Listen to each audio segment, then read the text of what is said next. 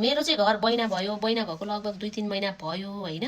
अब कुनै पेपर त गरेको छैन हैन, तर अब उहाँहरूले मौखितमै विश्वासमा हैन चिनजानको हिसाबले ल 10-15 लाख रुपियाँ त्यसै बैना है भनेर दिनुभयो हैन। अब अहिले उहाँहरू सम्पर्कबिन हुनुहुन्छ अरे है। भोलि 81 आएर ल तपाईँको घर मैले किन्न सकिनँ, मलाई यस्तो अप्ठ्यारो पर्यो, बाध्यता पर्यो, मैले पैसा जुटाउन सकिनँ, मलाई चाहिँ मेरो बैना फिर्ता दिनुहोस् भन्नुभयो भनेदेखि त्यो बैनाको पैसा इमान्दार भएर फिर्ता गरिदिने कि हैन, हैन यसलाई कसले फिर्ता गर्छ भनेर पचाउने नदिने कि हैन।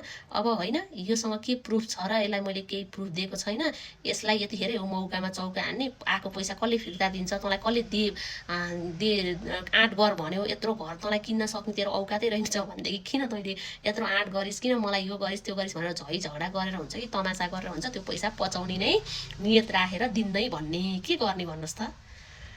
के चाहिँ गर्दा ठिक हुन्छ? हुन त मान्छेहरूले मौकामा चौका हान्छन् कतिले चाहिँ हैन, कतिले चाहिँ समय परिस्थिति बुझ्छन् के, समय परिस्थितिलाई नै बुझ्ने हो कि के गर्ने हो भन्नुहोस् न। अब घर भन्ने कुरा त एउटा सपना हैन, एउटा खुसीले लिइन्छ हैन।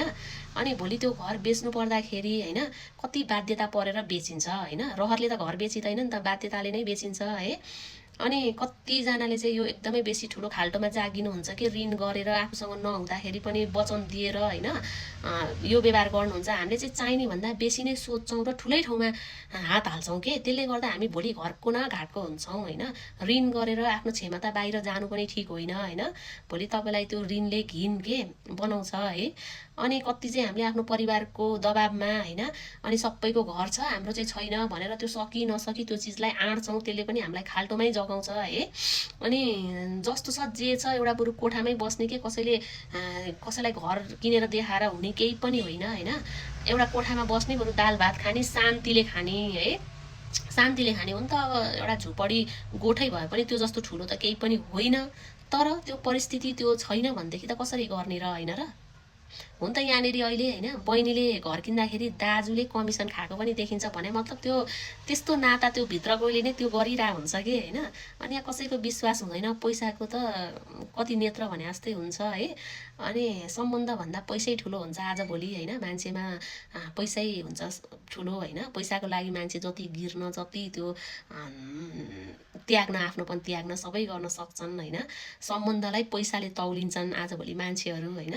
तर त्यो होइन नि हैन। कसैको त्यो 10-15 लाख त्यो अलिकति पैसा खाएर के हुन्छ र तपाईँलाई त त्योभन्दा बेसी तपाईँले त्यो पैसा सम्बन्ध खराब गरेर भए पनि म पैसा जुटाउँछु भन्नुहुन्छ, त्यही जुटाएको पैसाले भोलि तपाईँलाई एक्लो बनाउँछ के, एक्लो बनाउँछ। न तपाईँ काहीँको पनि हुनुहुन्न के, कसैले तपाईँलाई साथ दिँदैन कि। त्यही भएर सम्बन्धमा पैसा नलिएर आउनुहोस्। फेरि आफ्नोमा के, यो आफ्नोमा त यो लेनदेन गर्ने त कामै छैन के, कसैलाई विश्वास गरेर राख्न दिने पनि काम छैन हैन।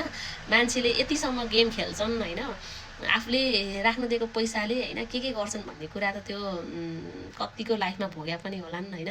अनि त्यही भएर पैसालाई र सम्बन्धलाई कहिले पनि नतौलिनुहोस् हैन। सम्बन्ध भनेको एकदमै मिठो हुन्छ के है। पैसाले त्यो सम्बन्धलाई कति घिनलाग्दो बनाउँछ हैन।